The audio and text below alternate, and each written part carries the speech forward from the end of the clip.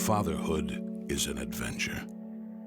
The journey is long and winding, its road marked with trials and triumph. It is not for the faint of heart. For being a father will test your resolve.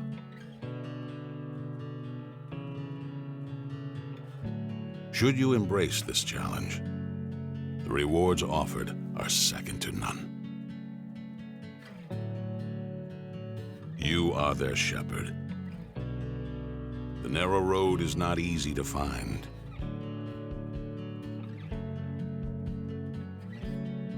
Obstacles lie ahead for your children. They will need a guide to navigate this treacherous terrain. You are their leader. There's a battle for their soul. Lies attack them. Some they hear, some they just feel. Arm them with the tools needed to fight this demanding war. You are their compass. They will long for true north. Point them to the gospel every chance you get, for your children are loved more than they can imagine.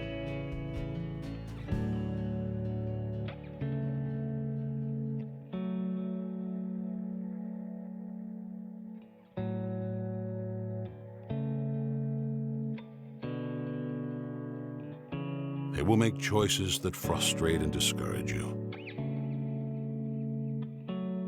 Stand firm. Take heart. And though they may stray, pursue them as long as it is still called today. You are their light. As they walk the path where true life is found, they will wander off into darkness. Rescue them with God's grace and shine your light to illuminate the way. You will struggle, even fail. There's grace waiting for you too. You must receive it.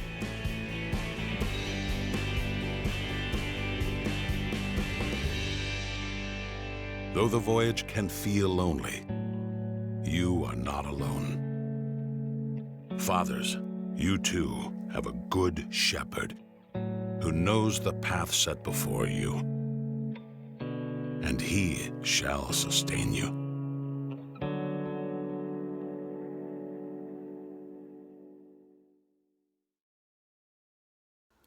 Good morning, everyone. Thank you so much for joining our online worship service. I hope that you are safe and well. First of all, I'd like to honor God for His amazing love and for walking with us for every moment of our lives. And I'd like to honor all the fathers who have been faithfully serving the family and God's kingdom. Happy Father's Day. And also, I'd like to ask you to keep praying for Mount Vernon and our nation. I trust that God hears our prayers and listens to the cries of our supplications. There is help in the Lord and in no other. So let us use this time to worship God and honor His name. For this Sunday, the Payne family will lead the call to worship. When we have been cast aside in the deserts of our lives, you open our eyes to life-giving water that sustains us in our need. When our future seems lost and others have taken our place of honor, you restore our hope and promise us an inheritance of our own. Who is like you among the gods? Who answers prayer in times of deepest need? We are here to worship you, O God. For you alone can save us. Be not dismayed, whate'er betide, God will take care of you. Beneath His wings of love abide, God will take care of you. God will take care of you through every day, for all the way. He will take care of you.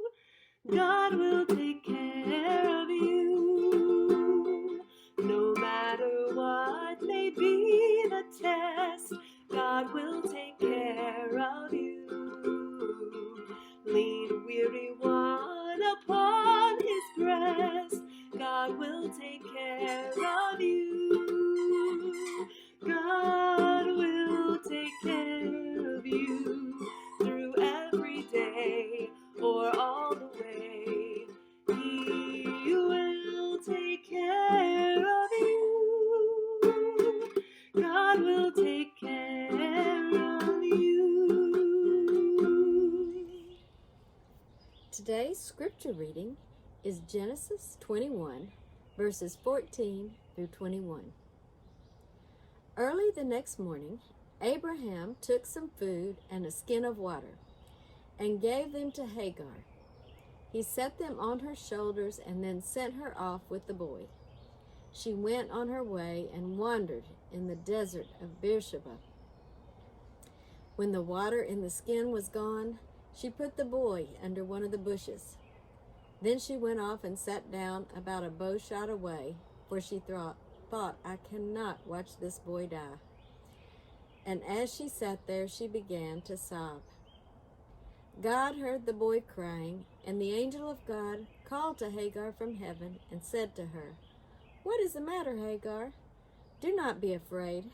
God has heard the boy crying as he lies there. Lift the boy up and take him by the hand, for I will make him into a great nation."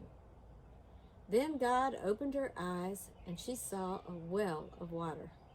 So she went and filled the skin with water and gave the boy a drink.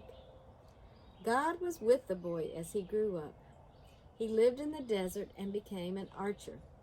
While he was living in the desert of Paran, his mother got a wife for him from Egypt. This is the word of the Lord. Thanks be to God.